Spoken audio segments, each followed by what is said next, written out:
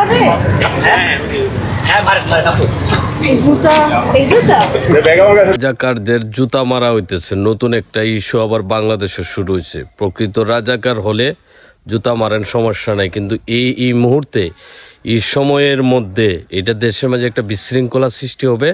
এটা রীতিমতো বোঝাই যাচ্ছে এটা একটা উস্কানি। মূলত আদির যে ঘটনাটি ঘটছে এটাকে দামাচাপা দেওয়ার জন্য নতুন ইস্যু তৈরি করছে। এটা কিন্তু একটা ইস্যু হবে পুরা বাংলাদেশের মাঝে, এটা নিয়ে এখন আলোচনা সমালোচনা হবে। এতে উস্কানি সৃষ্টি হবে, পুরা দেশের মাঝে একটা বিশৃঙ্খলা সৃষ্টি হবে। তাদের যে প্রশাসনিক ব্যবস্থা রয়েছে, প্রশাসনিক ব্যবস্থা রাজাকারদের বিচার হয়েছে এবং বিচার হবে। যদি এটা করতে হয় তাহলে এই সময় এই কেন? যেহেতু আদির একটা বিষয় নিয়ে বাংলাদেশের সবচেয়ে বড় ইস্যু বর্তমানে যে ঘটনাটি ঘটছে, এখন তো রাজাকারদের জুতা মারা বা জুতা পিটা করে এই বিষয়ে এখন আদির যে বড় ঘটনাটি আছে এটা এখন দামাচাপা পড়ে যাবে। এই ইস্যুটা তৈরি করে দেশের মাঝে বিশৃঙ্খলা সৃষ্টি করা তাদের মূল উদ্দেশ্য, যেটা ধারণা করা যাচ্ছে।